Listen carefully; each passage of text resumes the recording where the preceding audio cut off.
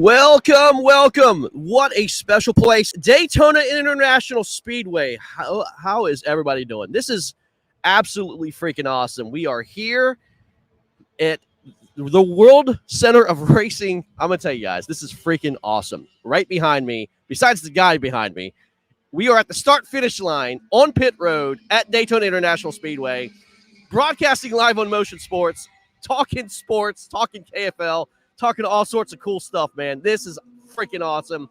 The WKA kart championships is here. There's about 1,000 karts here. I'm not joking. They're going to be racing throughout the day. You can see them behind me. All these guys are coming through.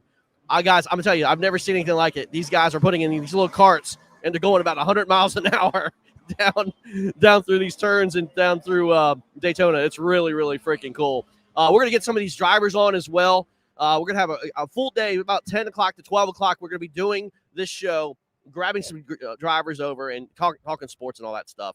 I want to thank WKAA and the Daytona International Speedway for allowing us to get set up here. They've been really cool, very hospitable and nice.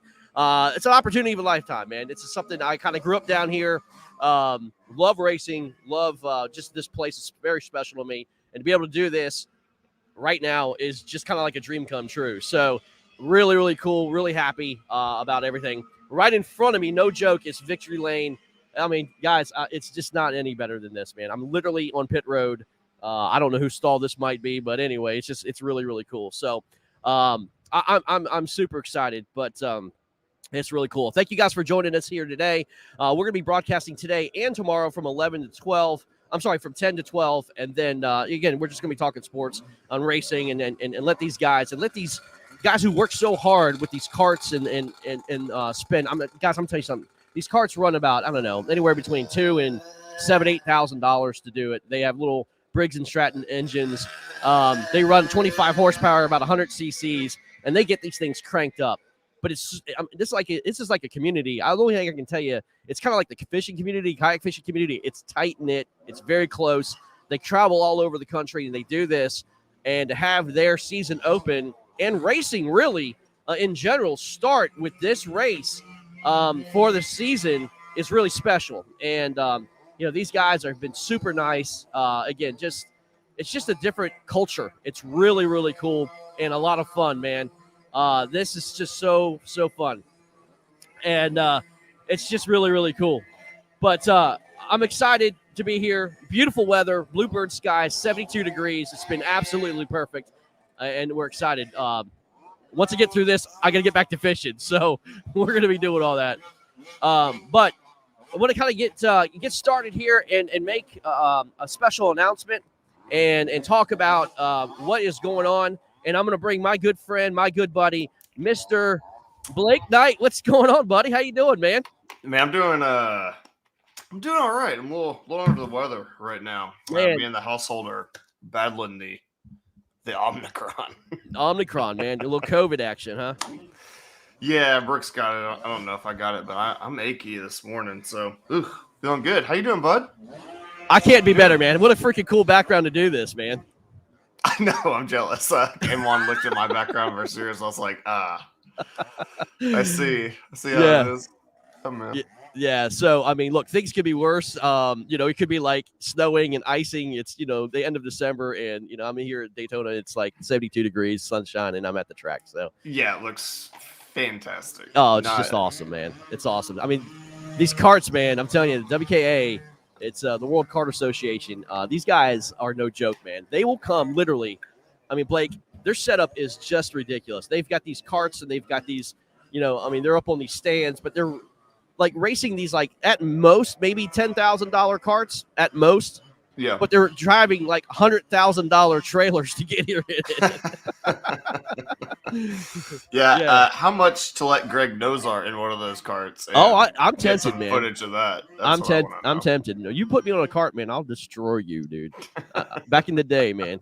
Back in the day, it was a lot of fun. Well, listen, man, we're going to get you on here, man. Let's talk about a little sports, but we have an announcement to make with the KFL, man. I'm pretty excited about this. Mm-hmm. And I want to make this here while everybody is joining us. As you know, the KFL in 2021 was this inaugural season. I think we did a really good job trying to develop this concept of what team fishing was all about.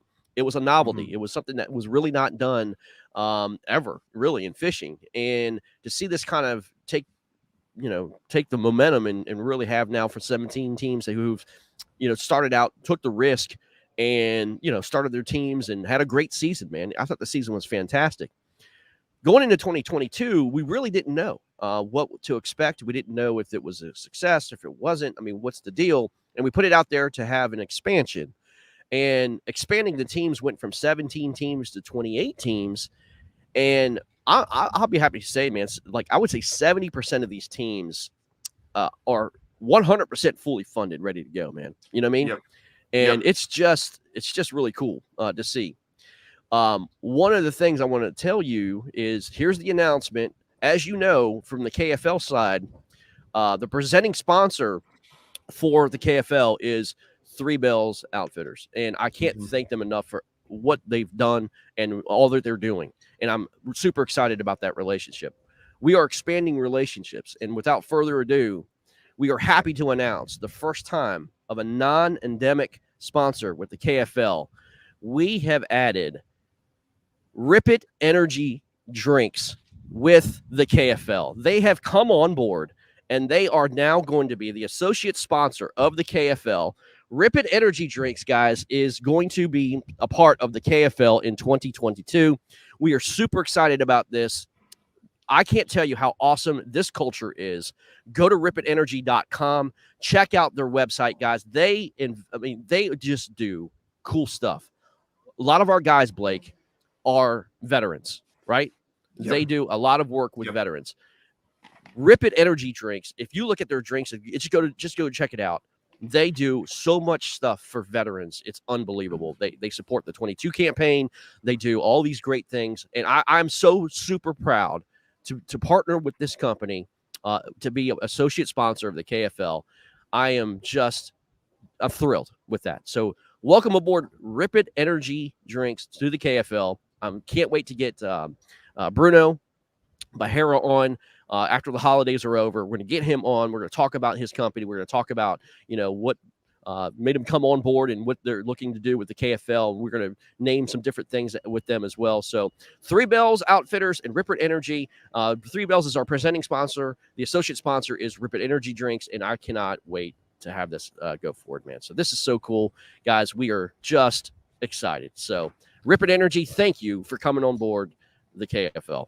So yeah, what do you think, Blake? I mean, man, it's just fantastic. I mean, me and you have been, you've been kind of letting me know, hey, man, I've got some things working. I'm working on this, and just from the momentum that you built on last season and the KFL built on last season, and just these sponsors hopping on, man, we appreciate it. Anglers, everybody here at the KFL appreciates it, and man, I'm just so excited for the season. Can't wait, man. Yeah. So again, thank you, Rip It, for coming on board. Man, I can't wait to get into some of these right now, man. But they are available. I mean, any dollar store you go to, just go online. You can see where you can find Rip It Energy drinks, guys. They are the go-to to get your boost going. I mean, I use them, man. I have to. I've got coffee. I'm always taking in this energy drinks. I need it, man, because I'm always on the go. So thank you. My household needs some right now. Exactly.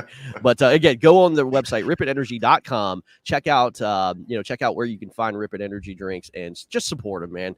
Because I mean, I am so impressed with their culture, and again, I think it's gonna be a great relationship because it does matter. You know what I mean? What they invest their time and energy into, and if they're veteran first, man, I'm all about it. So really cool. Love it. Yeah, man. So we got this big season coming up, man. We got 28 teams for the KFL. Man, these guys are ready to go, man. This derby. Let's talk about this derby, man. This derby going on. Have you seen anything like it? Man, you've got these guys absolutely putting on a show right now for this derby. Who have you been most impressed with? Just off the top of your head, Tar Heel Lunkers. Yeah, same. Justin Faircloth. Same. Justin Faircloth, man. What a school of fish he found. Yeah. Man. I've seen his name in some other monthlies as well, along with a derby. Man, he's on a pile of them. I don't know. It didn't look like he got his teammates involved. Oh, I'm telling you, man. I mean, Man, they say fishing's a little easier. Actually, couldn't be in the wintertime because they all kind of the big guns all kind of school up and they're all right? together. Yeah. Well, that came to true. I mean, Mhm. the amount of fish being caught right now, dude, and the big Yeah, fish. I mean, I can't believe it. man. Like if we had taken a bet before the derby started, you said give me a top three. I'd have said bandits. I'd have said copperheads. Copperheads probably won. In Florida, man, they are Yeah, catching some bigs right now. look at this, And man. we would have got two of the three, but I would not have put the Tar Heel Lockers up there. No, no, no. I mean, I would say maybe top 5, but man, look at them. I mean, Yeah, look, but yeah. these guys are 200-inch. I mean, 20-inch average, 1 through It, they, 5. I mean, I don't know if they could catch Florida, but they're making it real interesting. And my home They are. state boys, the They Bandits, are. need to They are. So just yeah. kind of give you a heads up, the WKA starts the race at 10:45. If they play the national anthem, I'm going to be pausing, pay my respects to the national anthem, and then I'll come right back. But their race does start at 10:45, and they'll be racing throughout the day. So, hey, this is what we're in Daytona to do this. And I can't wait to talk to some of these guys, man. But they've been really cool, Blake. They've been really cool. But getting back to the KFL, because a lot of these guys are watching from the KFL, it's really cool, man, to see. What's going on here again? 20-inch fish average. I mean, you have to average 20 inches to get the top 5. The swamp donkeys are right there, man. Look, 203 inches. I went out to Fellsmere a couple days ago, man. I didn't see anything like this. These guys, you just can't go into Florida and start catching this. These guys are doing very, very well, man. Oh, Greg, I mean, that's what happens if me and you go on a good fishery. The fish take the day off. Yeah, it's definitely not our skill or knowledge of the lake. they just hate it. They just hate Yeah. it. But look at the overall, Blake. Justin Faircloth, 216. Jason Starley, 209. Matt Vaught, 205. Yeah, man, I saw, Matt Vaught's post, and he said he lost the one that got away. I would have, but man, that bag he was putting up, I was like, goodness, man. And Starley, boy. Yeah, good for him. Good on him, man. Starley, man. I know there's bigs in that lake, man. I know. Well, especially with some of those guys on the Copperheads, and to see Starley up there just showing them what's up, man. I love that, Starley. Your teammates got to be pleased with the work you put in, man. That's fantastic. Yeah, 100%, man. I mean, just great job, guys. And it's not over. I mean, we've got until the end, December 31st until it ends. But guys, I'm going to say this, and I want to tell you guys this straight up, man. I want to thank each and every one of you for putting in the effort, man, because a lot of you guys are not fishing the greatest conditions. And this is not for anything. This is for charity. You know what I mean? And going out there and doing it just as an exhibition, and the amount of effort you're putting into this tournament is absolutely 100% impressive. I mean, and it's got to be fun when you're yanking up these freaking cows, like then putting them on the board. Gosh, that has to be so much fun. I mean, it is for something, right? I mean, these guys love the trash talk, Yeah, and, it's pride before cash, man. I mean, if you have that mindset, I'll be honest with you, man, you have a lot more fun fishing. If your sole focus is short-term transaction oriented, hey, how much am I going to get paid? I mean, I think you kind of need to rethink your priorities, man. I mean, I really do. I think you got to have fun first, and then everything else comes down later. If you're not in it for fun, if you're in it just for taking cash, I mean, hey, that's your priority, that's your prerogative. But I think you lose the sole focus what's actually going on. You know what I mean? And stuff like this is what's great. Yeah, I mean, Greg, me and you talk about it all the time, during tournament season for like our personal tournaments that we do, our little trails we fish and stuff like that. Man, when you're out having fun, it's the tournaments seem to go a whole lot better than when you're out there worried about how you're going to place or this, that, or the other. 100%. Well, I'm gonna crack open a Rip It energy drink and start drinking it on air because I need it. But guys, again, I want to say thank you again, Rip It Energy, for coming on board the KFL. It's fantastic. So yeah, man, I can't wait to have him on and talk to him about the product and for sure just getting them involved. It's gonna be a good time.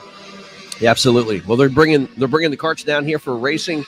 They're bringing them for this is there's 4 separate groups, and they all have like these timers, and these these transponders on their steering wheel, and uh, each cart has its own time and all that stuff, and have a race, and they'll race for about 30 minutes, and each group will have a race for about 30 minutes, and then they'll kind of shut it down, and they'll do it again tomorrow. So anyway, you're going to be seeing these guys go all through this. It's going to be really, really cool. So anyway, again, I want to thank WKA and the Daytona International Speedway for being so hospitable to us, allowing us to set up on pit road right in front of the start-finish line as a background. No joke. Absolutely a dream come true. It is so freaking cool. I mean, look, we kind of just did things, man. You know what I mean? So anyway, talking fishing at Daytona. Speaking of which, there is a lake here. Did you know that? There's a lake here in Daytona. I didn't. I know nothing about Florida except that there's big fish there. And so there is a lake called Lake Lloyd here at Daytona International Speedway, and all the drivers. It was back. It was a tradition back. Back when Richard Petty started racing, the drivers would have a fishing tournament here at Lake Lloyd, and they would just come in and they have a set like 2 or 3 hour fishing time or whatever. And I believe, if I'm not mistaken, I think a couple years ago, 5 years ago, a driver won with a 7-pounder out of this lake, called a 7-pounder out of Lake Lloyd. So, yeah, man, that's the average Florida's putting up right now. Yeah. Tournament. Oh yeah. I mean, he's like, I don't care about winning Daytona 500, man. I caught a 7-pounder. Yeah. So. Man, Greg, how'd you find the fishing down at Fellsmere? The fish set up how you thought they would be, or no? Honestly, really? Man, the fishing Fellsmere was pretty interesting, man. So the grass is not as much there as I thought it was. I mean, the water's kind of above the grass line, which is perfect. Mm-hmm. I didn't know, but honestly, kind of like, my circadian rhythm is not into the fact that this is spawn to almost post spawn, and having it here in December is really weird to me, man. There's, obviously these fish are coming in waves. The full moon was about a week and a half ago, and the first waves of these girls were coming on beds, but they were all fishing.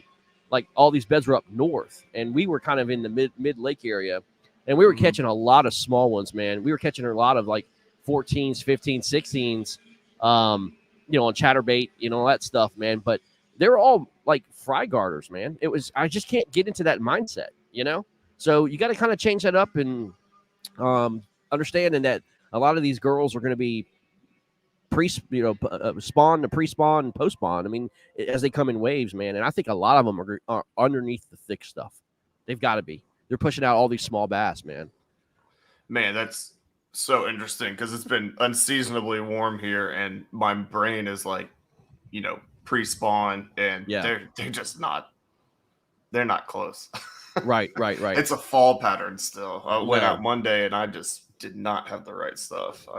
It's pretty frustrating. So no, I got you. My circadian rhythm also. Yeah, quite not quite in tune. I'm just not there, man. Yeah, I just not there. But hey, man, speaking of COVID, I want to kind of get in and kind of switch topics as we talk sports here. This is Motion Sports, so it's not just KFL, but it's Motion Sports. We want to talk about some things going on, man. By my count, have you been following along? I think there's 5 college football bowls that are canceled because of COVID. That's terrible. It's not good, man. But okay. I mean, it's not just college football. I mean, it's everything, right? It's everything. But I mean, we're in college football bowl season, and they're starting to tomorrow. They're starting these bowls back up. But the Hawaii Bowl was supposed to be the 24th, Hawaii versus Memphis. That was canceled. The Military Bowl, Boston College and East Carolina, that was canceled. The Fenway Bowl was canceled. That was Virginia and SMU. That's down your area. The SMU was going to come up to Boston, but they canceled that. The Arizona Bowl. This is pretty interesting to me. This Arizona Bowl was sponsored by Barstool Sports, man. And Boise State had a lot of players that were under COVID and, were injured and everything else. So they pulled out. And they tried to get other teams involved, and they just couldn't make the money and the deals work. So Barstool, Dave Portnoy got on air and was talking about how disappointed he was, and was talking about how they're losing money and everything else and blah blah blah. But man, that bowl got canceled out. Boise State versus Central Michigan, and then the Holiday Bowl, North Carolina State and UCLA was canceled as well. Man, I mean, I think it's a daggone shame because these kids some of them it's their last ever game ever to play, and some of them too. Blake is. This is their last chance to really show scouts what's going on, and if they're going to cancel all these bowls, man, I don't know, man. I don't understand. I don't understand. Yeah, I mean, a lot of them will get combine looks. I mean, you hope anyways, right? And some of them may not want to do combine looks. It may hurt them more than it helps them. But the thing, my dad's a huge A&M fan, and I was, because A&M had pulled out of a bowl due to COVID. Yeah. And I had asked him, what, as a booster and all that, what kind of they were saying. And really it was like they had 4 to 5 players that had gotten it. But because of the close proximity and, dining together and this, that, and the other, that due to the NCAA's rules, there's just, it made basically like all their roommates, every person within. I think the rules are making it worse. The rules are making it worse. I mean, the rules are allowing the spreading of it even more so. Yeah, and then they would not allow basically like 28 players to play because of that. Correct. So A&M was like, no, thank you, and it's hard to blame the schools for doing that. Correct. It's with all the pressure on the head coaches and your rankings, how much we talked about rankings like that matters going into next season. And college football is unique in that the losses you take the year before hurt you going into next year. So, right. It's hard to blame the programs for not wanting to put out a subpar product. Well, not only that, I mean, I don't think they want to be at risk, to have their kids go out there, and you've got some recruits coming in, and that parents making decisions, and hey, how are you going to keep my kids safe and all this other stuff. So they're taking the more conservative route. I get it, man. But at the end of the day, though, I mean, it's we've got to. I think the NBA kind of said it best, man. We've got to get to the point to where it's going to be with us for forever. I mean, it is what it is. It's going to be with us. We've got to kind of just plow through this and just move on. We can't cancel our entire lives now that one or two strains of this new virus comes through, man. You've got to, especially these kids that are healthy, man. These healthy athletes, Yeah, but that's basically the point I was making was if you're a big time school and you're in a bowl and you have the option to play or not play, you're not going to go out there and for all these recruits you have possibly wanting to sign, for all these parents you have watching, just like what you just said. Are you going to take care of my kid? No, we take COVID very seriously. We're not going to put out an inferior product, safety first. Correct. I can't blame the programs for that. Yeah. Another thing I want to talk about I actually feel like bowls that were. May say, yeah. No, I want to talk about actually bowls that were actually played. Dude, the SEC sucks. I mean, I'm just going to put it out there and say it. The SEC freaking sucks. I mean, they can't win a bowl game to save their life. So you don't come on here and like you guys been talking about and say how great and high and mighty the SEC is. I picked all SEC schools in my picks, and I got burned, okay? UCF beats Florida. I mean, come on. You know what I mean? Houston beats Auburn. Get out of here. You know what I mean? You know what? Shout out to Sam on the show. We did some picks, and Sam said that he thought a lot of these SEC schools would not take these bowl games seriously. Well, it definitely didn't look like it. Yeah.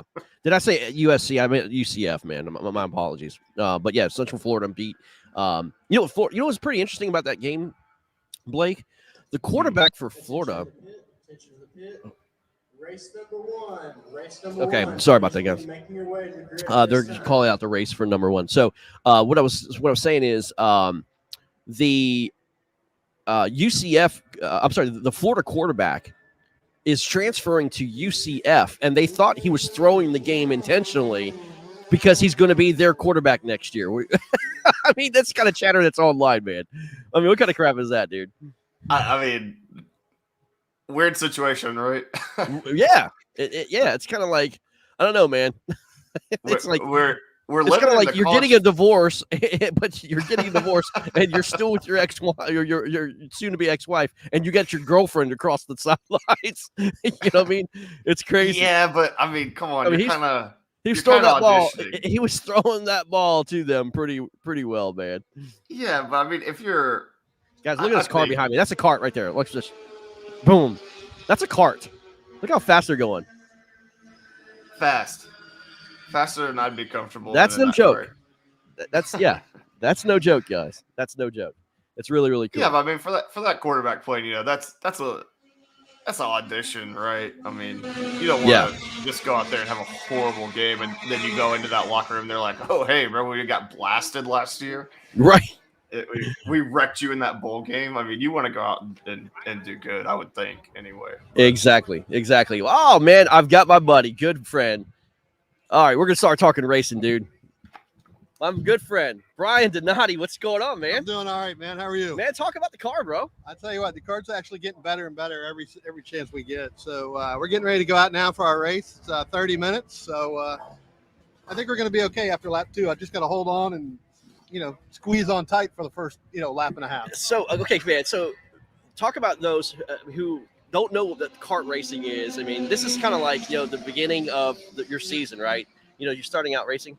Yeah, this is the first time I've been here to Daytona to race these karts, and I tell you what, last year I was over at the dirt track, and whoa, what a difference! Yeah. So, but after we get done with the race, we're going to come back and we're going to talk a little bit more. So, yeah, I got to go get ready. Go get them, man. I feel like I'm a celebrity out here now, right? You got to come in here and walk around. I got to sign a few old kids' autographs. That's right, stuff man. like that. These That's little right. kids are going to fight me the whole race. That's right. We got 15 minutes of race time. He's in the first grid, man. He's cart number 126. I can't wait to see what you do, man. All right, man. We'll come back here. All right, Brian. Thanks, man. Awesome. That's Brian Donati, y'all, from WKA. He's getting ready to go suit up. He's already suited up. He's going to get the helmets and gloves on and start his engines, and we're going to roll, man, at 10:45, man. We're pretty excited about that. So really excited, man. We're going to get a lot of drivers in and out, talk about, the different setups and kind of get you guys familiar with what WKA is, kart racing. Dude, this is not just kids, man. Like, you think that these are just kids out there racing. Guys, there's people that are 60, 70 years old in these carts flying around this track, man, just keeping young. I love it. I absolutely love it. So it's going to be a lot of fun. Yeah, sure. Good luck to Brian.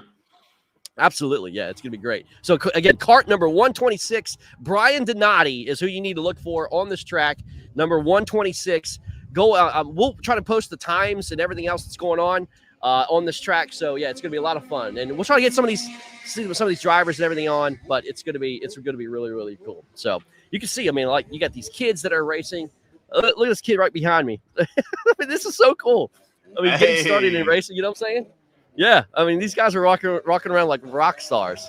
So, yeah, it's going to be a lot of fun. And, but yeah, it's Man, speaking really cool. of U of H, you glazed over it earlier. Man, yeah. Big win for the Cougs. Big win. Yeah, big win for the Cougs, man.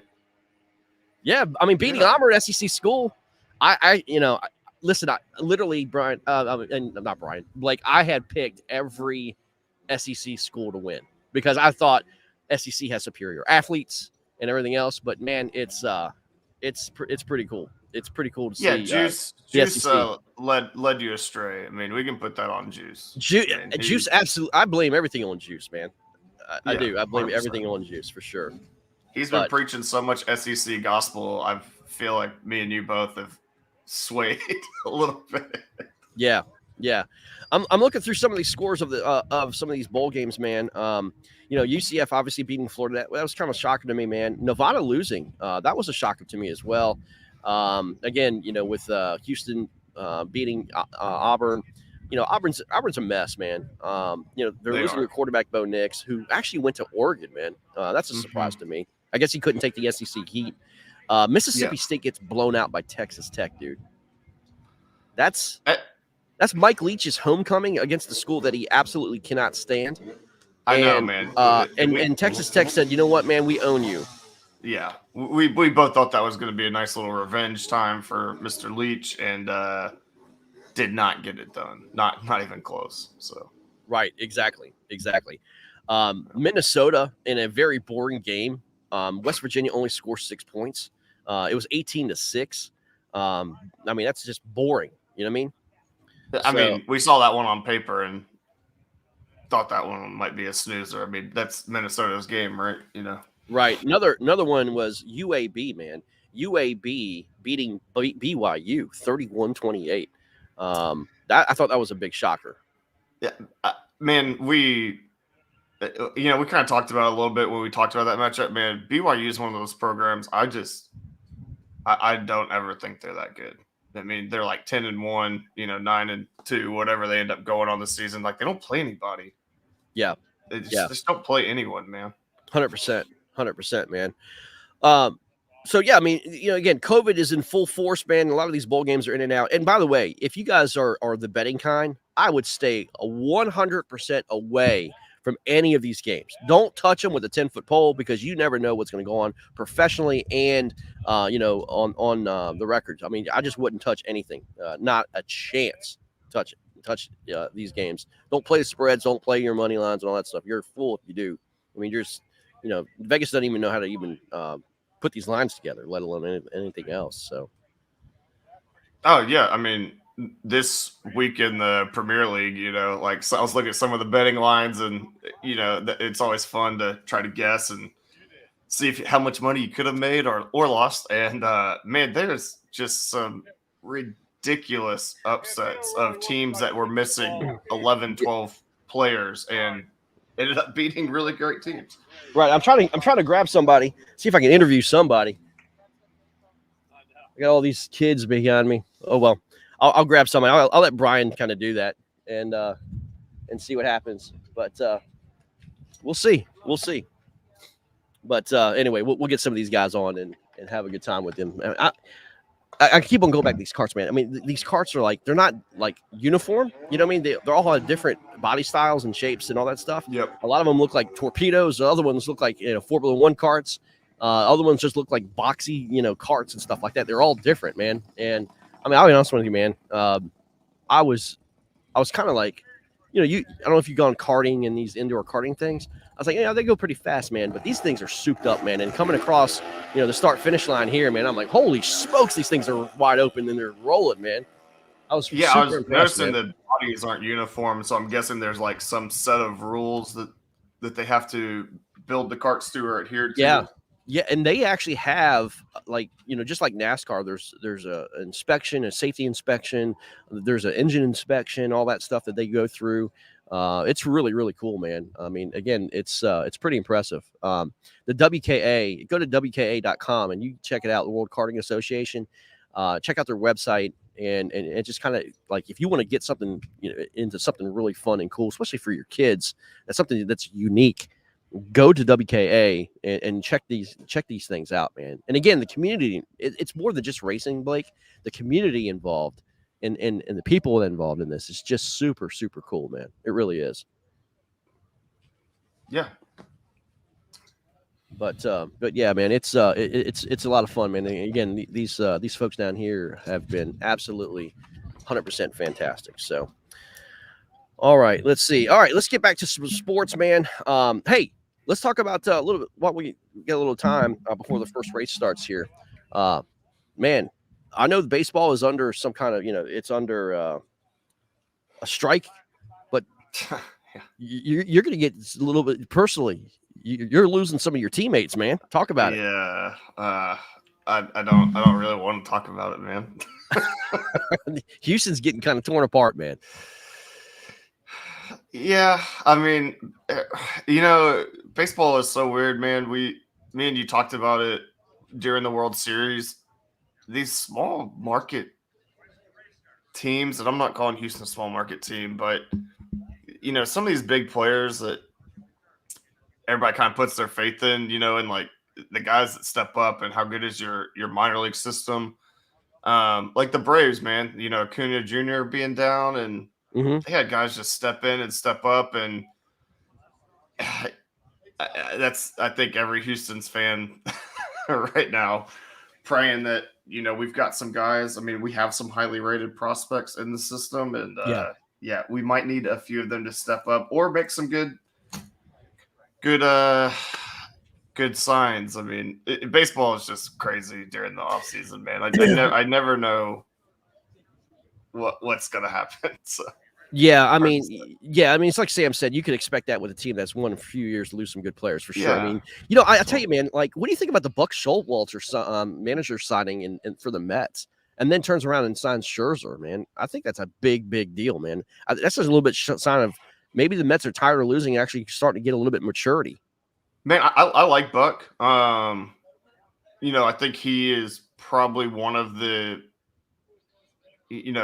few really old school guys left, and I think that's great when you get a young team in, and to bring in a veteran like Scherzer, I think kind of sets the tone of we're here to do something. I think did they give Scherzer like 5 years?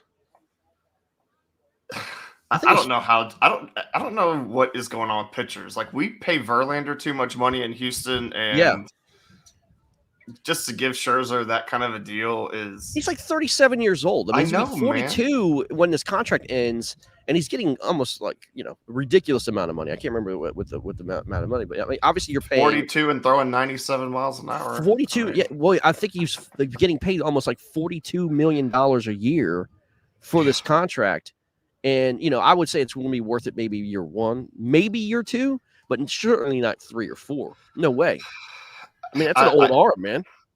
Yeah, I mean, it's not football, right? Like, it's not Brady where you're throwing it 30 yards down the field. You got to keep the velocity up. So we'll see, man. I mean, when we signed Verlander initially, I was like, what are we doing? And he's threw gas, and then gave us some great seasons. Now he's been hurt like every year. So I hope Scherzer stays healthy. Not that I'm a Mets fan, but just for himself, But we'll see. We'll see. Yeah. I mean, right behind me, guys. I want to show you this. Hold on. Let me try to go full screen here. Give me 1 second here. Right behind me, you can see how they take their carts on and off. There's electrical carts, and they just put them on these like legitimate carts, and they roll these carts in and out. I mean, they've got this down to a technique, man.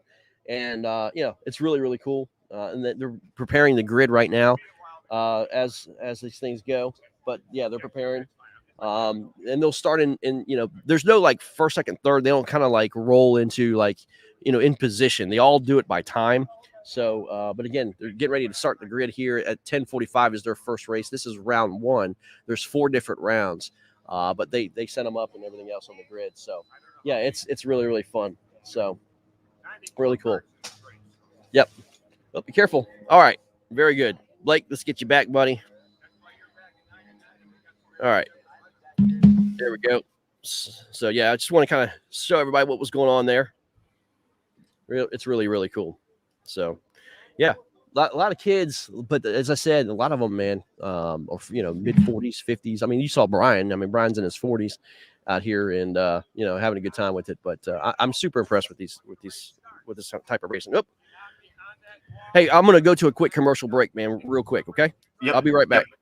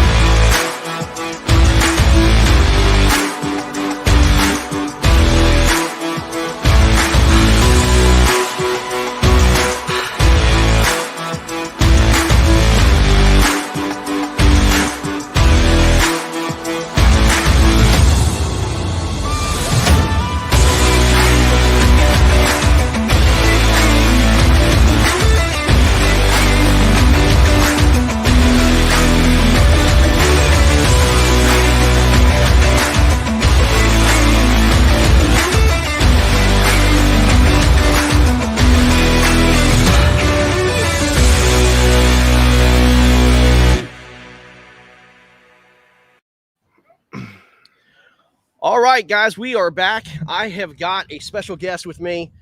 He's getting ready to race his first race here at Daytona. Mr. John Taft. How you doing, buddy? Good. Good, man. Talk about it. Where are you from? Springfield, Illinois. Springfield, Illinois. Are you a Bears fan? No. No. Oh my God, you gotta be from Illinois to be a Bears fan. So, what got you into racing here, man? My dad used to do it. Okay. And wait, this is your first time in Daytona, right? Doing this? No. Oh, it's not your first. Okay. So you raced here last year, Yes. and how'd you do? Second. Second. Whoa, man. Wow. So how's your car today? Good. Good. So what kind of setup do you have, or what kind of engine do you have? You don't know all your specs and everything that you got going on? I have a 57 gear, and then a green slide in my engine. Okay. So how old are you? 10. 10, and you're racing in Daytona. Mhm. How cool is that? Cool. Is all your friends jealous at home? Kind of. Kinda. Gotcha. So what's your expectations here today, man? How's your car? Is it running pretty good this year? Yeah. Is it really? Are you gonna win it? I'm thinking first or second. First or second out of all these people in your division? Mhm. That is pretty great, man. That's pretty great. How many people do you have on your crew? 5. 5. Man, you got a huge crew, man. That's awesome. Well, listen, we're live on Motion Sports Network, and you want to say any shout outs to your friends or anything like that at back home? Shout out to Johnny. Shout out to Johnny. Well, this is John Taft, y'all. Y'all take care. Y'all root for him. What's your cart number, man? 201. 201. Well, John, go get him, man. We'll Okay. see what you do. Good job, man. All right, take care. Good luck. That's a John Taft, 10-year-old, man. 10-year-old, man. That's great, dude. It's so cool, man. It's so cool seeing him like that, man. It's so freaking fun. 10 years old, dude. Man. Can you imagine 10 years old racing to Daytona? No, man. He definitely put you in your place. Is it your first time here? Absolutely not, bud. I Took know. second last year. His crew. I was like, "Hey, is this your first time to Daytona?" He's like, "Yeah." So anyway, I guess not. I guess not. Maybe it's his first time, the crew guy's first time, but not the kid's first time. He's like, I'm not a rookie, man. I got that yellow stripe off my bumper. Rodney Kidden says, I want to hear about Greg's Roland Martin story. Oh my gosh, where do I start? Okay, so those of you guys don't know, Roland Martin is down here at Headwaters, right? And he fishes Fellsmere like almost every day, right? And there is a boat ramp. There's only 1 or 2 boat ramps in Headwaters of Fellsmere. There's an actual boat ramp, and then there's a kayak launch. And it's all both on the north side of the lake. Well, to fish the kayak side, it's all the way on the western side of the lake, northwestern side of the lake, and then there's the eastern side of the lake. But majority of the time, most guys, including kayakers, fish it off the boat ramp down this huge canal. And it takes about 3 miles to get down the canal before you get into the main lake. Well, these canals are so big. I mean, they're not that big, you know what I mean? And it's a boating lane, and these boats will come flying up on you, and then they're supposed to kind of slow down, idle by, and let you do your thing. And they and a lot of them do, as long as you're doing you're just pedaling through. Well, Roland Martin is very known for just running and gunning, man, just dropping the hammer from the boat ramp and doesn't care who's anybody in their way. He just flies down the boat canal, doesn't care. It whitewashes everybody. If you're a kayaker, you've been whitewashed at least once or twice by Roland Martin. Well, that's what happened to me the other day. I mean, me and Eric Polenz are just minding our business. This guy just comes flying down, and the white shiny hair was just blowing in the wind. And I'm like, there he is doing his thing, man. So anyway, that's what happened to me, man. Roland Martin just doesn't care about kayakers, man. It's just true. You know what I mean? He just doesn't care. You know what I mean? And he's done that to boaters too. So he just, pedal to the metal and just goes on. Yeah. So yeah, whitewash. I got absolutely whitewashed, man. So yeah, I just just getting crushed. Greg, I do have to give a update on your favorite pro athlete, man. LeBron, 36,000 points. Still not even close to Michael Jordan's greatness. No, just very man, impressive. We're not here to have that conversation. I'm not Clifton Allen. Yeah. I'm But still waiting on that one. man, I saw a stat that I can't remember if Barstool posted it or whatever, but man, the youngest player each 1,000 points that he's been through up to 36 has been the youngest player to hit it. Crazy. Yeah, I mean, I mean, obviously, I'm not going to doubt his talent. His talent is absolutely just, he's changed basketball, man. I mean, a tight end playing, guard. I mean, that's what he is. You know what I mean? So, I mean, he's pretty absurd. So, but yeah, it's pretty cool, man. Pretty cool to have that debate. I'm looking forward to that debate, man. I just thought that was an insane stat. I mean, on the benchmark of every 1,000 points, he's been the youngest player to hit it. Yeah, no doubt, guys. We have until they're still setting cars on the grids. They're going to be delayed a little bit in terms of their first race, but again, we'll get these guys over as soon as they're done, and we will see. The officials are getting them lined up, as you can see in the background. But yeah, pretty exciting, man, dude. I mean, this kid's from Springfield, Illinois, comes down, 10 years old. That's not my first time racing. Finishes first and second in his division. I mean, it's ridiculous, man. I mean, how bad that hurt your heart when you're like a Bears fan? He was just like, nah. I mean, somebody didn't raise him right. That's the problem. I'm gonna have to go talk to his dad or something. You know what I mean? I don't know. I mean, somebody. I have to go talk to his dad. See the anguish on your face. I was like, "You're from Illinois. You're not a Bears fan. What's wrong with you, dude?" What about Justin Fields, homie? Come on. Yeah. I mean, I think they need to shut him down for the year, man. Just shut him down, man. You know what I mean? Yeah. We're going to sit here and kind of switch over and talk a little bit NFL, man. I don't know about you, man, but I've been pretty disappointed in the games going on, man, because again, with the whole COVID issue and all this other stuff, man, the quality of football has been diminishing exponentially during the season. I mean, with the injuries, COVID, everything else going on, I think NFL is losing the season here, man. What do you think? Man, I hope the Redskins are using all those excuses for the display they put on. No doubt. I would say probably Dallas Cowboy fans completely disagree with me. They think this is the greatest season ever done. But I think the quality of football has just sucked. Yeah, my Texans beat the Chargers. How? I don't know. But it's been, generally after preseason, we're like expecting the teams to look sharp week one. The first 6 weeks of the season, man, I didn't know who was good. I thought the Bills were good. They're trash. Right. Man, it's just been they did go into New England, man, and they actually control the end of the AFC East now, man.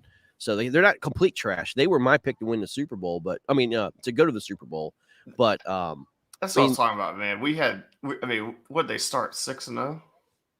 5-1. I mean, they lost the first game though. Remember they lost against the at home. Yeah, but they just look so good, man. You're talking about Super Bowl. I thought they were out of the AFC looked dominant, one of the best 30 teams, and I don't know if I'd give them best 3 teams right now in that division. Yeah, talk about Chicago real quick, man. Going into Seattle in a game that doesn't really matter. But they go in and they beat Seattle 25-24. Matt Nagy winds up going for 2, winds up actually winning. But I mean, look, he wants to. Matt Nagy's going to ride out on his high horse, and he's going to completely, throw the kitchen sink at the offense and then see what happens, man. But Nick Foles looked like he was running Matt Nagy's offense with precision, but it's too little, too late, man. He's out. He's out.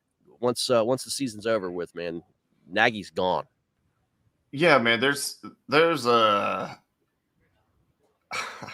something so strange about these coaches that are, sitting. They're just dead horse, and then the team starts playing good, or they start opening up the offense more, and the team looks better, and it's like, where was this, man? Yeah, where's this been? Right. Through Tennessee had a good win. 20-17. Looking pretty good, man. Derrick Henry's due back by the playoffs, man. That's going to be trouble for a lot of teams, man. Yep. Yeah, Titans look good. And to get through the stretch they went through without Derrick Henry, who we both thought was arguably the league's MVP before he got hurt. Impressive. Yeah, and then Green Bay, man, holds on 24-22 against the Cleveland Browns. That was actually a pretty fun game to watch, man. Baker Mayfield, though, threw 4 interceptions, man. Come on, dude. Dude, the memes over the past couple of days, the Baker Mayfield memes have been just so good. so good. Like Baker Mayfield is a sober Johnny Manziel. He is. Yeah. He is. Absolutely. He's more concerned about his, commercials and everything else than he is actually, I don't know, man. I mean, some of it was his fault, some of it wasn't, but still, I mean, you've got the interceptions to your name, but dude, he lost the game for him. There's just no way. And then he comes over. Here's what gets me. He comes over to the sideline and he starts to go to the ball boy and he starts trying to blame the ball boy and the ball for his interceptions. Get out of here. Yeah, you're not Tom Brady. You can't do that. Sorry, buddy. He's like, deflate those balls, man. Deflate those balls. Yeah, get out of here with that stuff, man. Indianapolis, dude, goes into Arizona. What's going on with Arizona Cardinals, man? They're falling apart. Cliff Kingsbury's the head coach. I don't know. I mean, that's... Well, you lose DeAndre Hopkins, man. Your number 1 wide receiver. That hurts. He's out for the season, man. He's done. So, Kyler Murray's kryptonite now is the defense. When he doesn't have somebody, he can just chuck up the ball and just catch out of the thin air, So, yeah, he's looking. Houston had a lot of decent seasons saved by DeAndre Hopkins. Just being DeAndre Hopkins. That guy is so good. So good. Tom Brady's doing Tom Brady things, man. Still 32-6. Matt Rule's going to be out of Carolina, man. Yeah, I think so. Brady, and I thought I saw the Bucks picked up Le'Veon Bell, right? Yeah. Yep, so they sure did. Yep. AB and Le'Veon Bell are now together. Yes. Yeah. If you're getting up there in age and everyone says you're washed, just go to Tampa Bay and I guess try to win a Super Bowl. So. Yep. Exactly. That's all you can do. Yep. Yeah, for sure. Let's see here. Man, Joe Burrow. I was like, you want to talk about what the Bengals did to the Ravens? Yeah. 525 yards, man. Joe Burrow. Bengals win 41-21. Incredible, man. Love a lot of controversy there at the end of the game where they're up big and Burrow just unleashed deep and guys mad about him running up the score and he said y'all did that to us last year. Pee Wee leagues. Enjoy it. Yeah, no kidding. Blake, talk about that game real quick. I'll be right back. I'll be back in 30 seconds. Yeah, absolutely, man. Go ahead. Man, guys. Oh, could this be the Cowboys' year for Mr. Rodney Kinnon? Man, Rodney, I actually don't favor the Cowboys coming out of the NFC. I am looking at the Packers, man. I know, like, you guys are probably sick of hearing about Aaron Rodgers, but good God, man.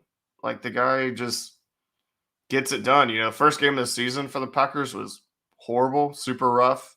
And it finally looked like Aaron Rodgers might be human and not MVP caliber as he's been throughout his career. And nope, he's still MVP caliber. And when you get in the playoffs, if you're asking me if I'd trust Dak more or Aaron Rodgers more, Aaron Rodgers gets my vote, man. So I think they're poised. I think the Packers got to be the Vegas favorites. John Fox, go Bears! All right, guys. Man, sorry, the Bears. The wind is blowing and my tent's going everywhere. It's crazy. So, yeah. No worries. We were just kind of discussing the NFC favorite, and because Rodney Kinnon was asking, do you think this could be the Cowboys' year? And I don't, man. I mean, I don't think they have. I don't think they have enough firepower to take on and beat the Bucks or the Rams. Look, they're maybe their third or fourth best team in the NFC.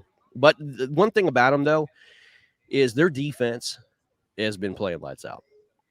Man. I mean, Diggs is good. Good. Yeah, he's good. I mean, actually, I saw a stat on Diggs, man. Diggs, with what he's got 9 interceptions or something like that, something ridiculous. But he also has one of the highest yards of wide receivers being, of catches. So he's given up like something like 440 yards of wide receiver yards being caught. So he gets burned. I mean, he does get interceptions, but he also gets burned. Yeah, he's a gambler. I mean, he pays the price sometimes, but I mean, you didn't even bring it up. But the team I was talking about was the Packers, man. Oh yeah, Packers. Rodgers is just Dallas will never go into Green Bay and beat them. Correct, not happening. And Green Bay is going to get home field advantage throughout. Yeah. Yep. Yeah. So I just Rodgers is been that great for a reason, man. And that's right. I trust him more than Dak. I trust Brady more than Dak. And oh my God, I'm blanking on his name right now. Went to the Rams this year. God. Keep wanting to say Goff, but it's not him. No, the quarterback. Matt Stafford. But Stafford, God, I kept saying, I was like Jared Goff. I was like, no, dude, he's the guy that got traded. Yeah, Stafford, man. Stafford. Well, I probably shouldn't trust him more than Dak. I just do. He's had some really tough years up there in Detroit, right, man. And he looks. Asked that all drivers at the drivers' meeting refrain from walking on the grass in the front straightaway. Thank you. Yeah. Anyway. Yeah. How do you like these people just camping out right behind me, man? It's like, yeah, I love it. They're on TV. They're on TV, man. They absolutely love it. So, but yeah, so Roddy, I guess like Greg said, 3rd or 4th best team. So if you want to nitpick and say Rams, Cowboys, 3-4, that's fine. But I think you go Tampa Bay or Green Bay, right? 1-2, and then who's getting a little JoJo going, man, a little mojo. The Philadelphia Eagles, man. The Eagles are shot. I'm serious, dude. They're playing good ball. They are. They're playing pretty good ball, man. I mean, they're putting up some numbers, man. Yeah. I mean, they're playing terrible teams. But, but I mean, they're actually looking pretty good. Yeah, I mean, that's what good teams should do is beat bad teams. So yeah. No, I hear you, man. I do have a question, man. Ron Rivera for the Washington football team. Do you think he hangs it up after this year, man? Do you think he can take another year of this dysfunction in DC? I like Ron, man, but get him out of there. Go put him on any other functioning organization, really. I can't even call it the team. It's just the entire organization, man. That's it, man. But yeah, if I was him, I'd get out of there. I'd hang it up if we had to. Yeah. Sit a year out, then get back to it. I mean, I know that guy loves football, but that can't be fun. Yeah. It cannot be fun over there. No, it's not, man. I want to guys give you those of you just joining us about the KFL announcement. Rip It Energy Drink has become an associate sponsor of the KFL. We're so excited to have them on with us this year for the 2022 season. Very excited. Them Three Bells Outfitters as well as presenting sponsor and Rip It Energy Drinks. Non-endemic sponsor, man. What do you think about that? What do you think about that, man? Non-endemic sponsor coming on board. Dude, I mean, it's fantastic. Yeah. There's not a whole lot else to say, man. I mean, it's just going to show the growth the KFL is experiencing. I mean, congratulations to a bunch of the teams that, like you said, man, they're just racking up sponsorships, individual sponsorships, not league sponsorships. And it's awesome to see, man. And I appreciate, Rip It hopping on and look forward to, the partnership with them.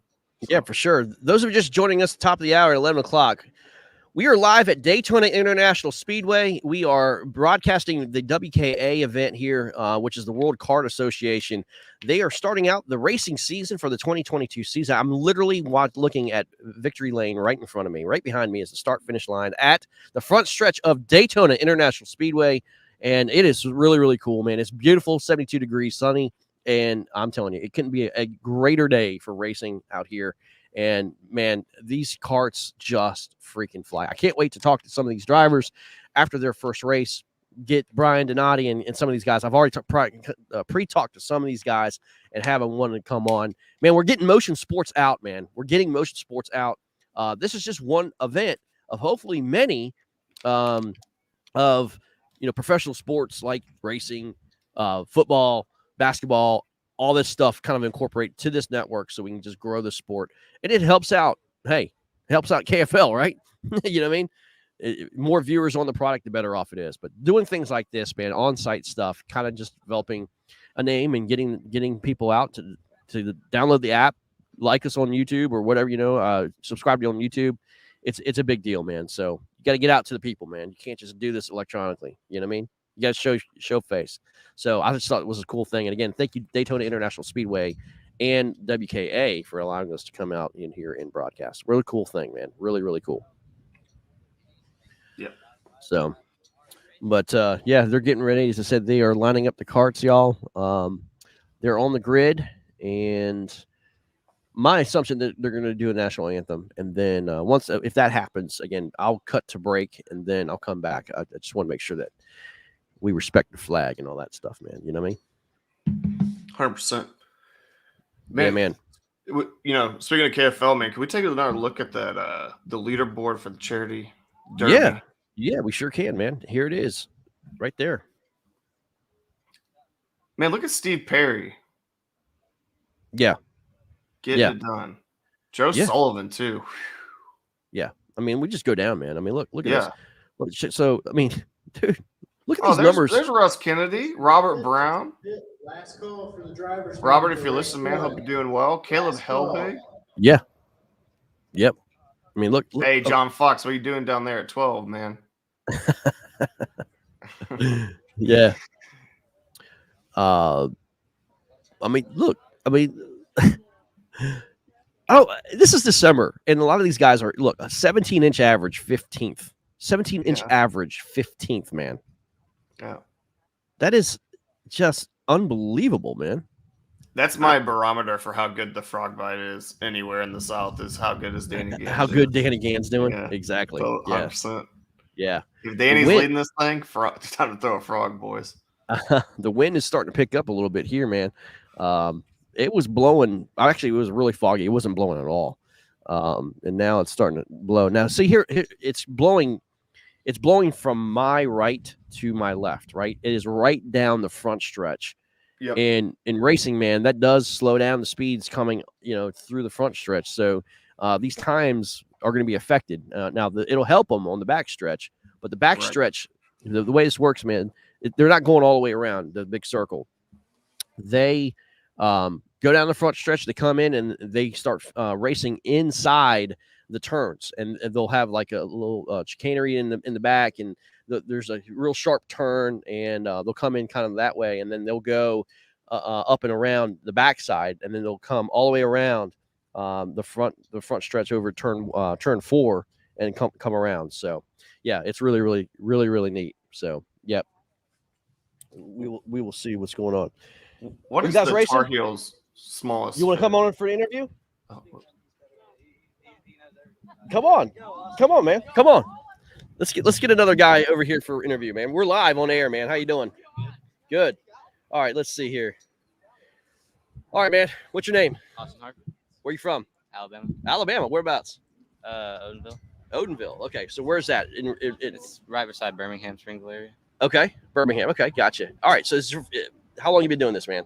Since like 2018. 2018. Okay. All right, so 2018. So that's what, 4 years? This is your 4th year, right? 4th year. It's your first time at Daytona?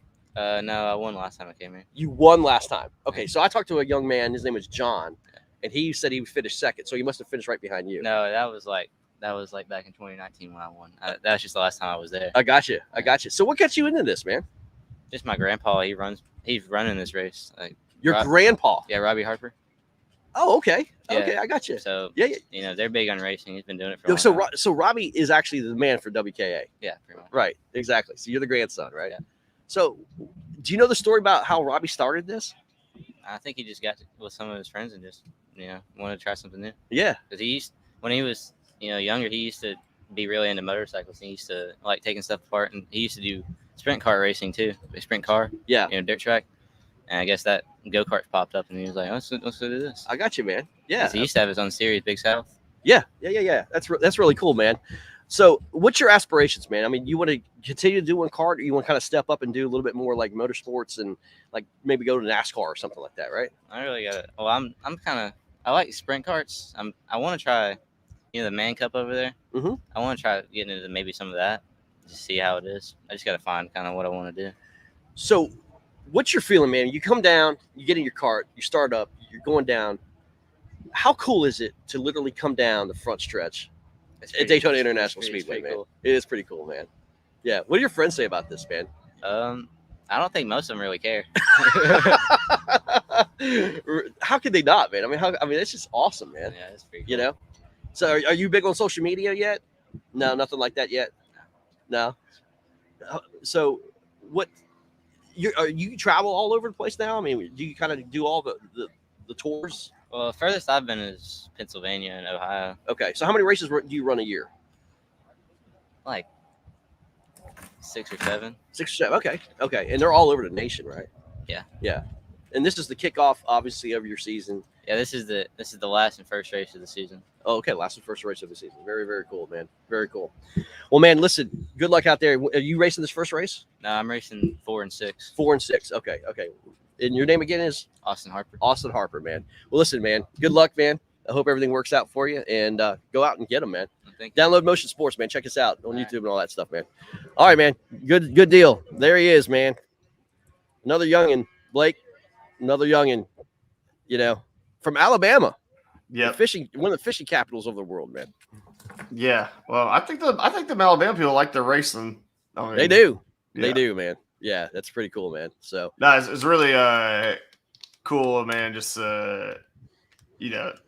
you're asking him how cool it is to be there at Daytona, and the smile on his face. Oh yeah, it just lights up, kind man. of says it all. Yeah, it it does. It does, man. It does. It's really, really cool. So, his grandfather is Robbie Harper, who is the man. He is the owner of WKA.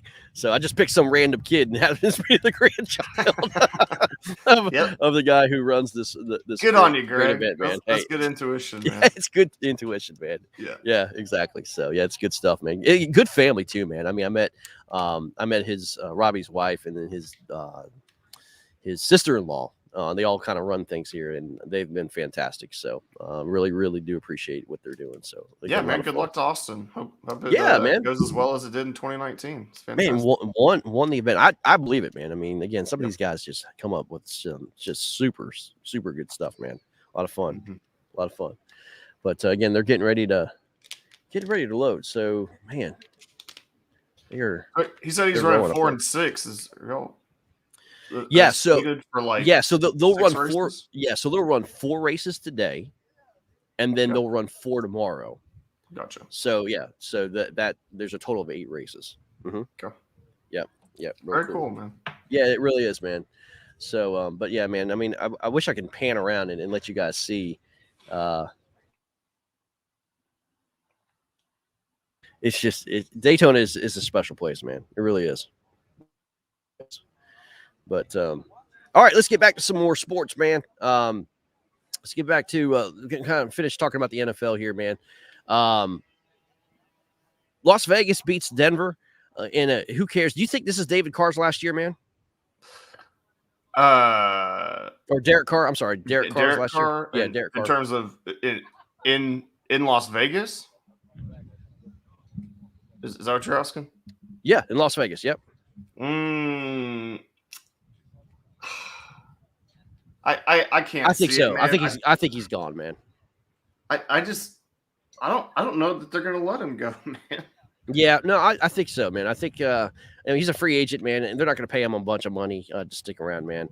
I think he's gone. I think they're going to do a complete revamp on that team, new head coach, new everything, man. I think that whole team is just going to be wiped out, man. I really do. I think a lot of the players are going to be gone. Yeah, I think they just might franchise tag him for a year. I don't know what draft pick they end up getting. I don't know what their draft pick stock looks like. So right. think that might be a franchise tag situation while they look Attention in for the a pit. replacement. Attention in the pit. Would everyone please rise Okay. for the national I'm anthem? gonna take a little break here. Okay, Yep. we're doing the national anthem. Okay, I'll be right back.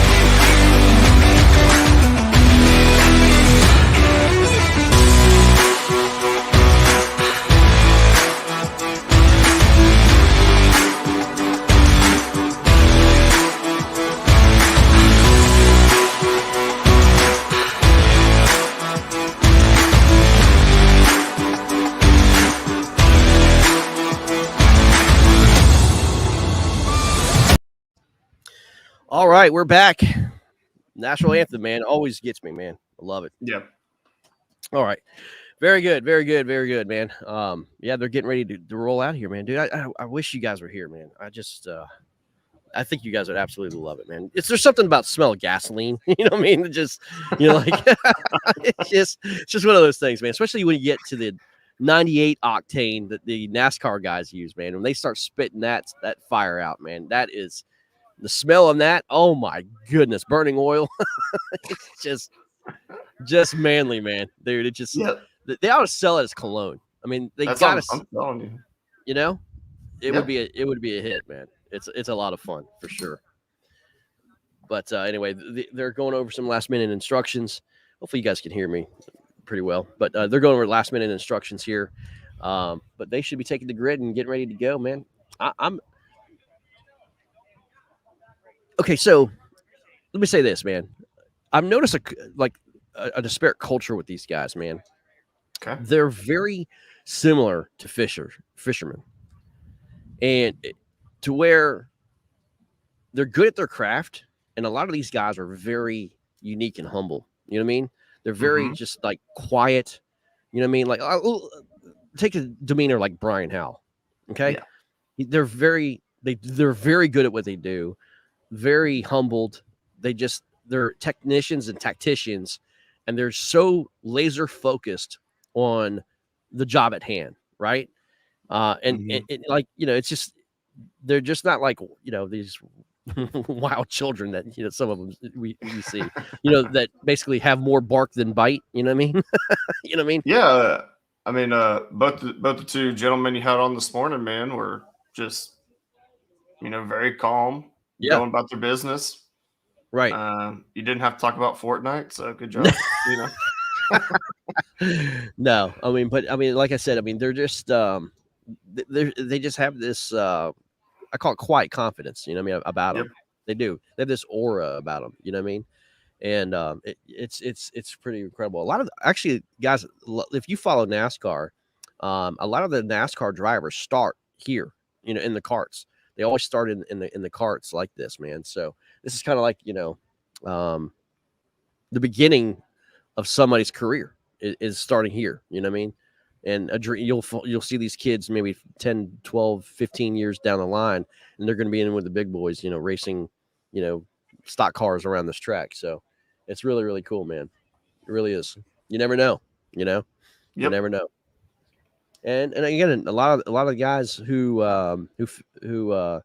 race here that, again, we've had a couple kids on, but we're going to get some some older people, man, and they talk about why they just want to race karts and not everything else. You know what I mean? So Yep. it's really really cool. So it's just a lot of fun, But we'll get them on for sure and see what happens. But all right, Blake, dude.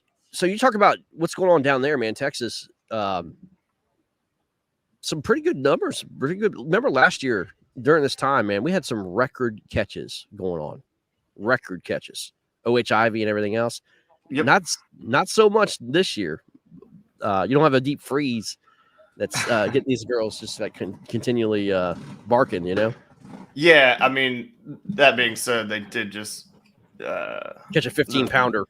Yeah, it's like I think Ivy just put up a 14 something. So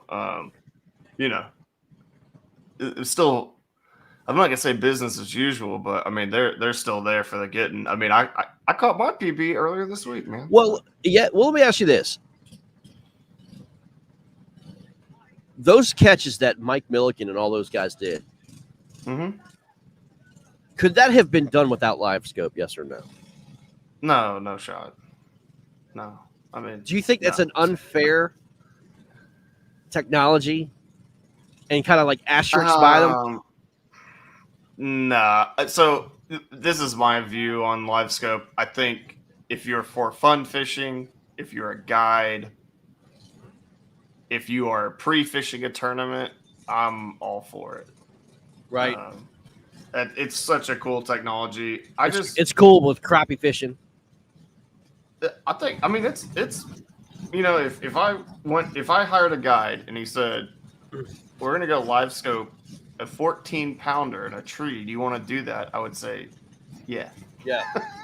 Yeah, I want to catch a 14-pounder. All right, we got engines starting here. Can y'all hear the engines? I'm sure you can, right? Yeah. Yep. All right, let me see if we can watch them take off here. Actually, here's what I'm gonna do. I'm gonna try to get on StreamYard with my cell phone and see if I can get them off the line here. Hold on 1 second. Go ahead, man.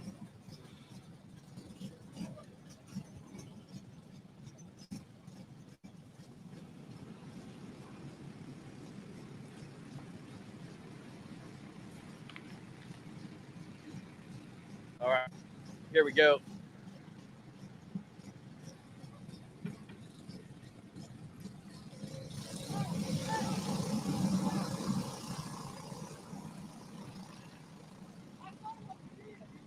All right, they're off, man.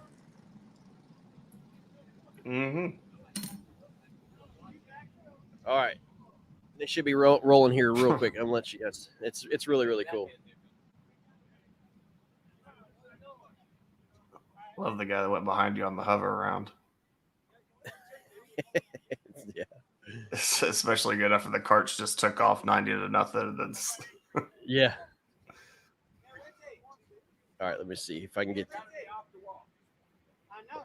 I can hear him humming in the background. All right, let's see here. Let's see if I can get some shots here going.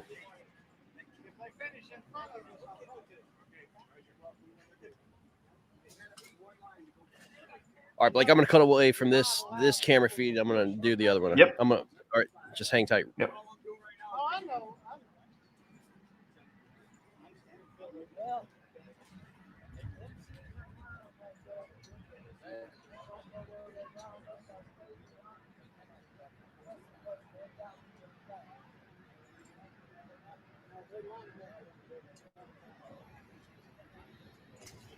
All right, hang tight, guys. I'm going to show you, have them come down the front stretch here. See if I can get this thing going here.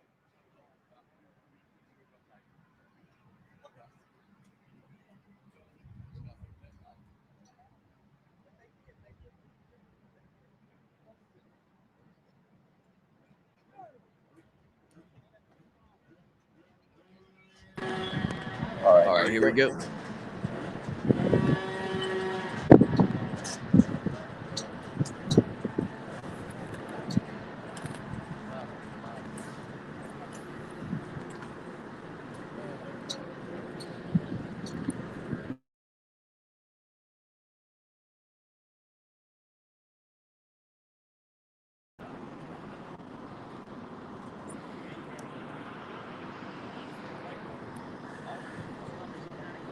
All right, guys, they're coming.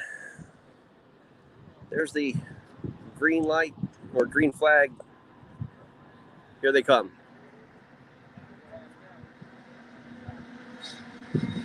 They're drafting, guys. They're literally drafting off each other.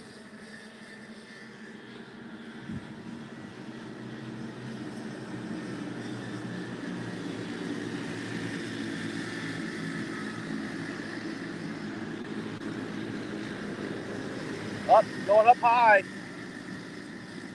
Looks like the outside line is actually working for these guys.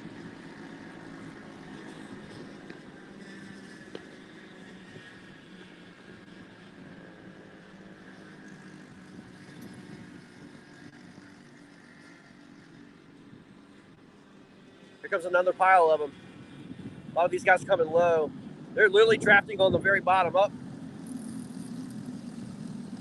There's a caution. Caution on the track, guys. Red flag. Red flag.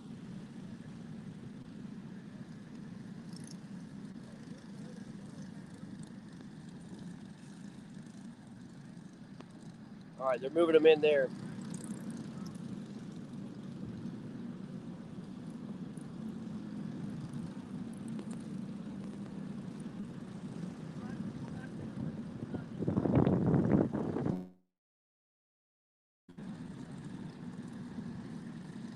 What happened?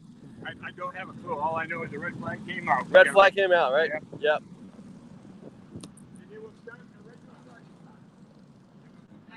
All right, they're in red flag right now, guys. That means that there's something happened on the track, so I'm not sure what happened. So we'll get back to normal broadcasting here.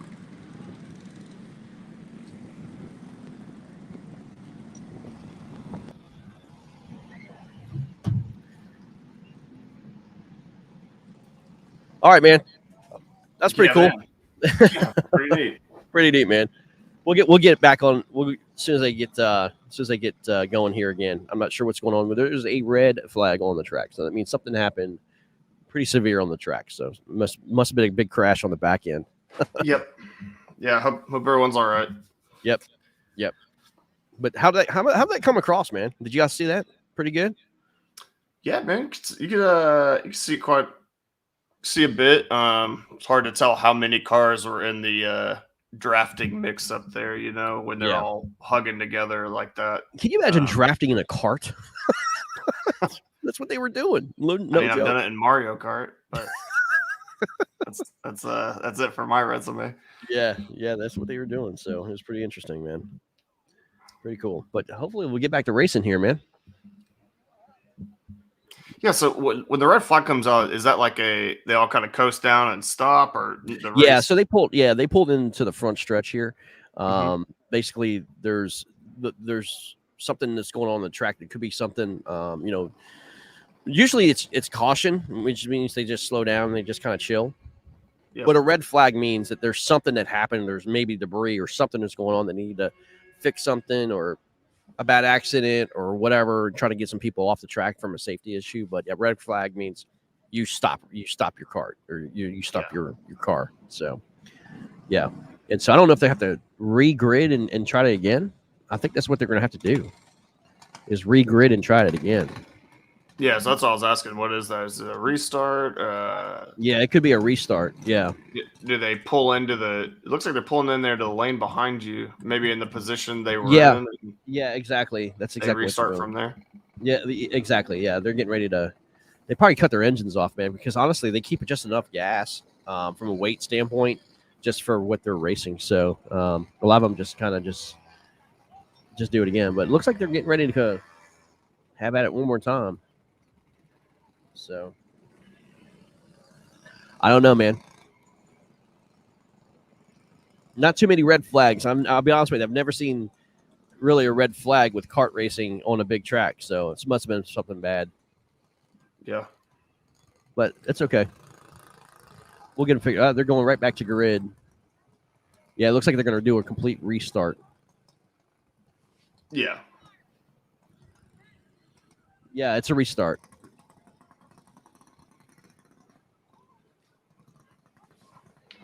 All right.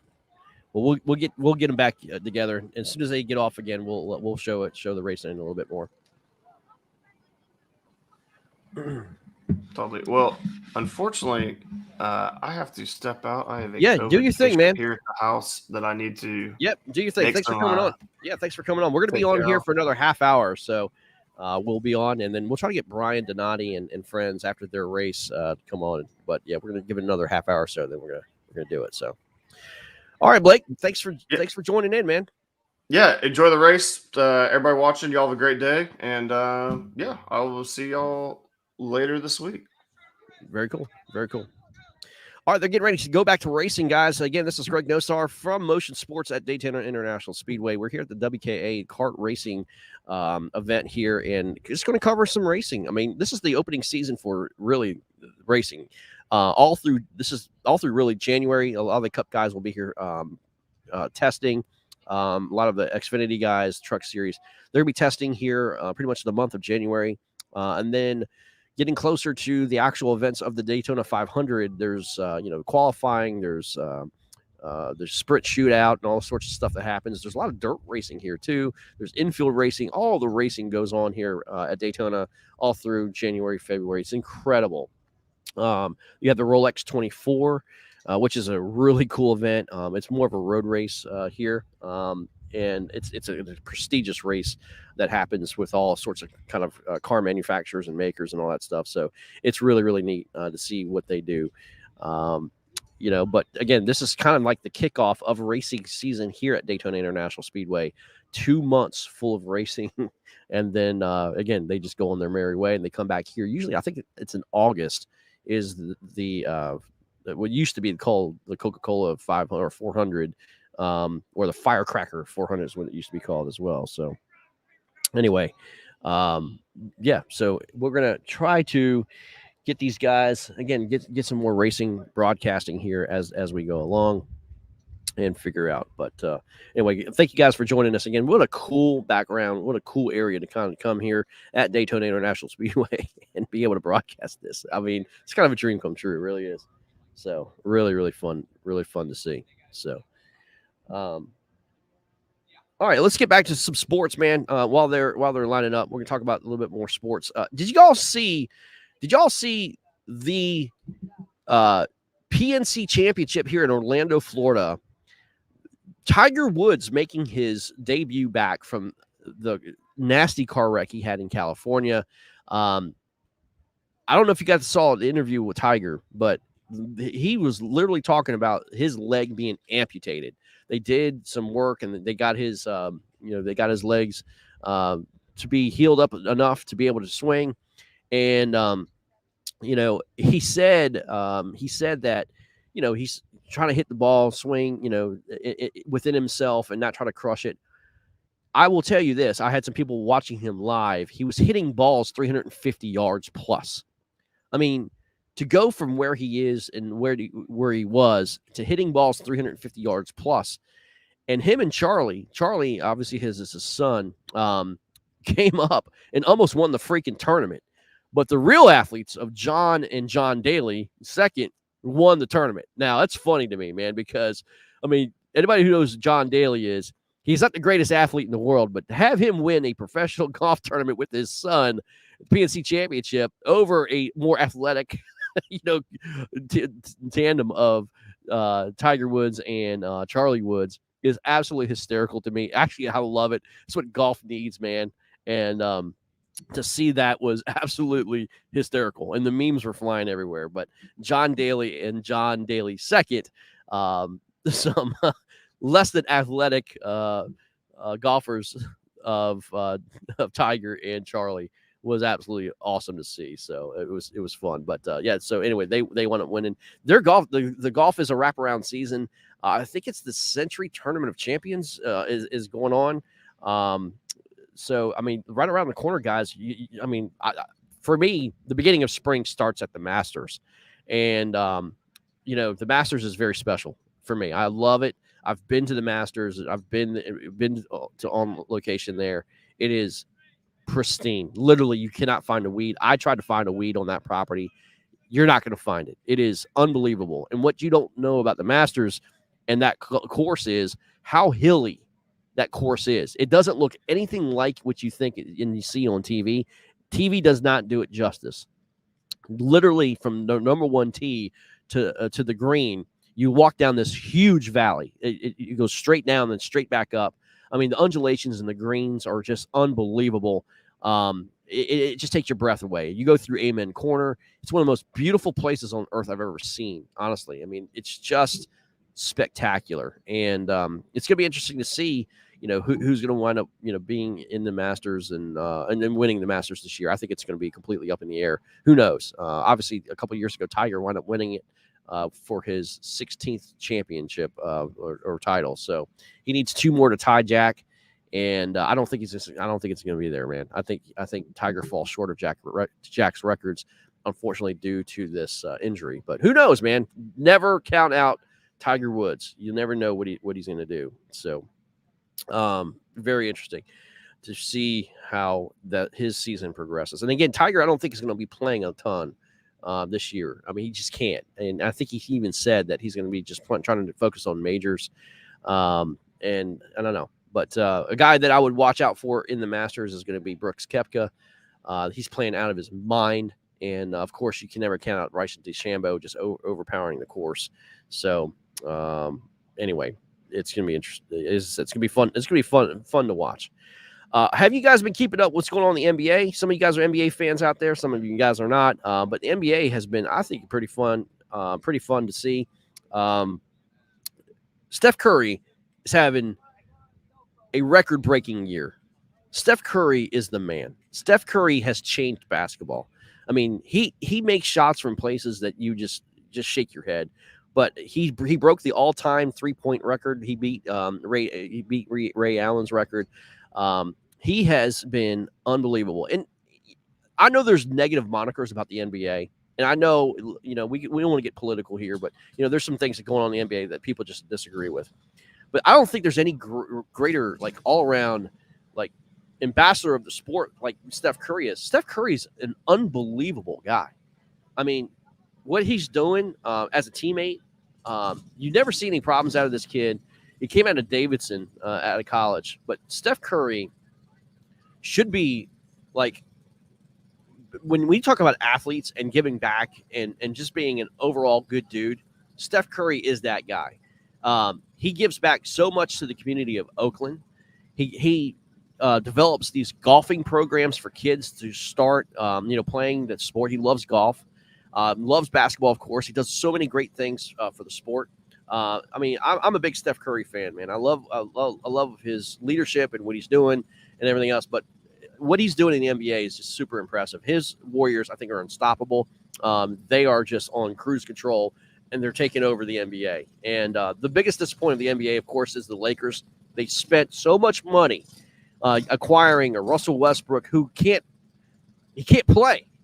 He can't play. I mean, he's a ball hog. He can't shoot. He can't play. LeBron James obviously misses Davis. I mean, those two kind of, develop chemistry. Davis is out for quite some time. He might come back for the playoffs if they even make the playoffs, to be honest with you. But the Lakers are just a train wreck. So the question is this. I got a very interesting question to you about LeBron. LeBron obviously signed the deal with the Lakers. That's coming up. It's coming due. Does LeBron James, and comment below, does LeBron James finish his career back with Cleveland? I say he does. Cleveland has got a great basketball team right now. A lot of young talent going on for Cleveland. But I think LeBron James could end his career with Cleveland. It'll be interesting to follow and see if that happens. But, yeah, I think he starts in Cleveland. I think he ends his career in Cleveland. He retires in the Hall of Fame as a Cleveland Cavalier. So that could be very well the case. But very, very interesting to see if that happens. So, but I do believe that's what goes on. All right, guys, they're starting the motors again real quick. So we get back to some racing, y'all, and see if we can get these guys broadcasted here. So give me 1 second here. I'm going to turn it over to the camera and get these guys off the start-finish line. Here we go.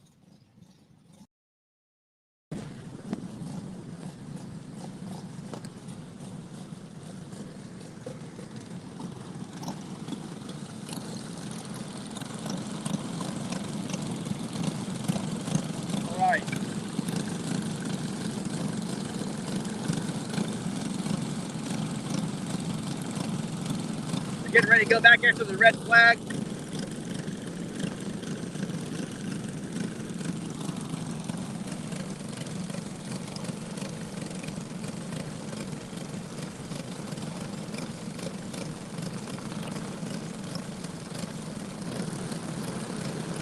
All right.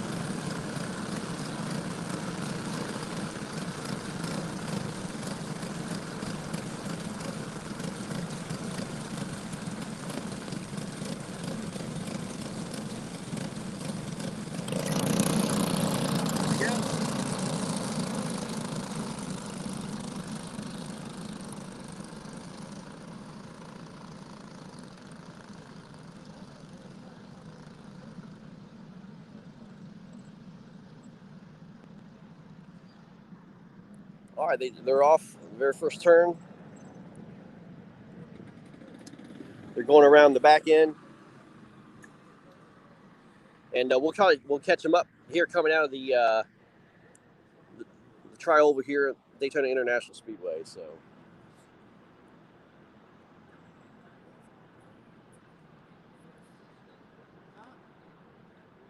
See if we can get these guys going here.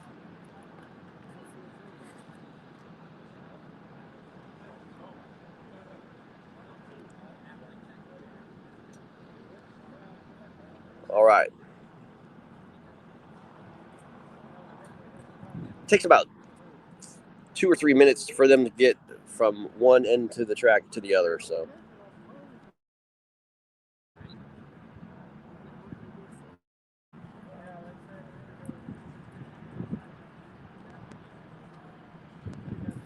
All right, guys. They're going through the back stretch now. I can hear them.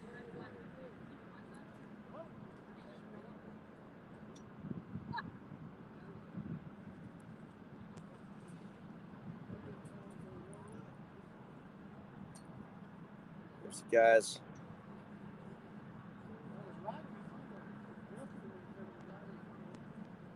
All right, they should be coming around here very, very soon.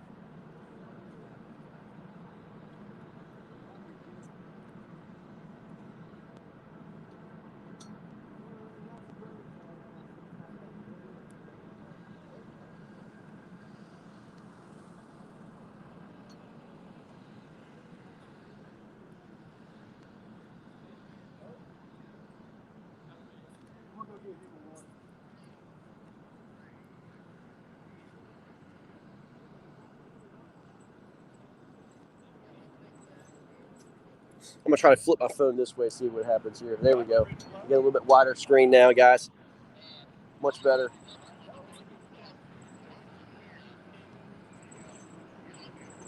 All right.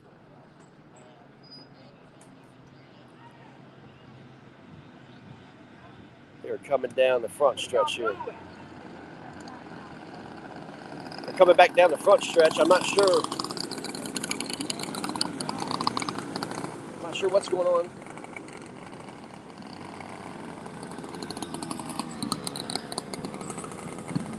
Looks like they were one and done. They put the red flag out again.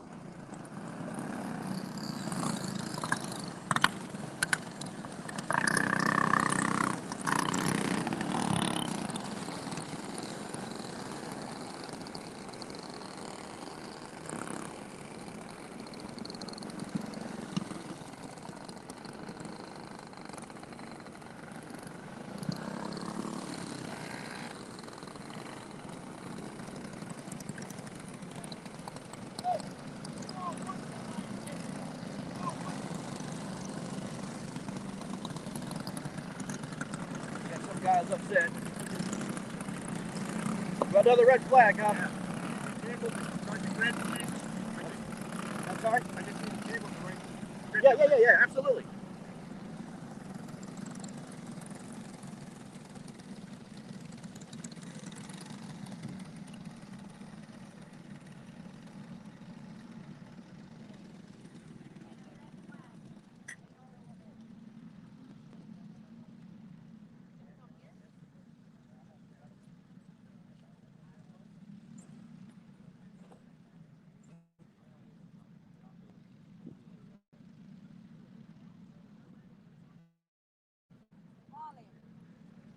All right, we got a guy arguing. He's upset about what's going on.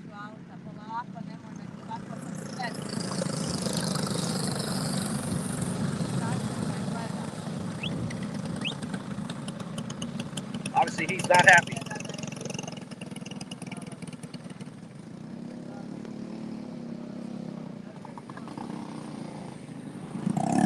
Sometimes that's great.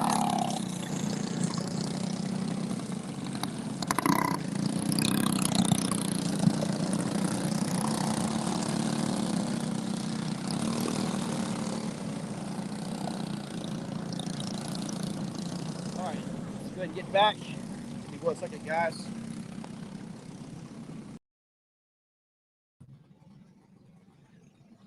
All right, we're back again. Another red flag situation on the track. We're not sure what's going on. Some guy was not happy about something going on out there, but that's okay. It is what it is. We'll try to get them restarted back going on. But are they going to allow them to finish? I do not know what the plans are. Okay, I got you. Okay. All right, so we'll try to figure it out. I'm not sure what's all going on, but here's what we're going to do. We're going to take a little bit of break. We're going to come back and get back live with the second half. As soon as this race is done, we're going to get Brian and some of the drivers on. But we're going to cut out of here right now and then come back as soon as we get some drivers on and roll with it. So thanks, guys, for hanging out for about 2 hours with us on live broadcasting here at Daytona International Speedway. This is Greg Nozar from Motion Sports. We will see you later. Take care.